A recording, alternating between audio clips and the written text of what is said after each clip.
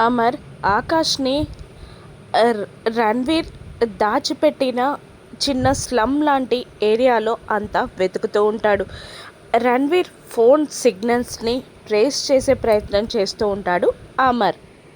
అప్పుడే రణ్వీర్ నుండి అమర్కి ఫోన్ వస్తుంది. వాడే చేస్తున్నాడు. సిగ్నల్ ట్రేస్ అవుట్ చేయమని అక్కడున్న టెక్నీషియన్కి చెప్పగానే ల్యాప్టాప్లో సిగ్నల్స్ని ట్రేస్ అవుట్ చేస్తూ ఉంటాడు ఆ వ్యక్తి.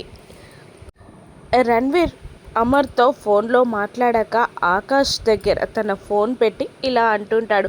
ఇప్పుడైనా వింటున్నావా? నీ కొడుకు ఎంత భారంగా ఊపిరి పీల్చుకుంటున్నాడో.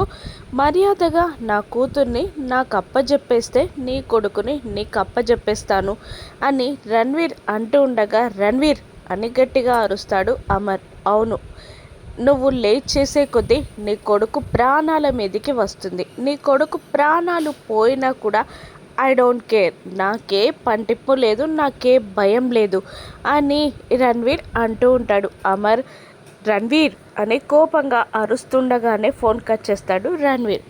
మరోవైపు యాదమ్మ బ్యాగ్స్ని తీసుకొని వెళ్ళబోతుండగా అక్కడ ఆకాష్కి ఇవ్వాల్సిన మెడిసిన్ బాక్స్ కనబడుతుంది. ఆకాష్కి ఇవ్వాల్సిన మెడిసిన్ ఇక్కడే ఉందేంటి అని అనుకొని ఆ మెడిసిన్ బాక్స్ని తీసుకొని బాగి ఆటోలో అదే బస్తీకి బయలుదేరుతుంది. మరోవైపు బైక్ పైన అమర్ ఆకాష్ని అంతా వెతుకుతూ ఉంటాడు. ఆ బస్తీలో రణ్వీర్ టెన్షన్ పడుతూ ఉంటాడు. భారంగా ఊపిరి పీల్చుకుంటూ ఉంటాడు ఆకాష్. టైం లోపల రణ్వీర్ అమర్ పట్టుకోగలడా? బాగి ఆ మెడిసిన్ని కరెక్ట్గా ఆకాష్కి ఇవ్వగలదా? ఆకాష్ ప్రాణాలతో బయటపడతాడా? మనోహరి ప్లానింగ్ని అమర్ తెలుసుకుంటాడా? రాను నెప్సెస్లో చూద్దాం. Thank you for watching.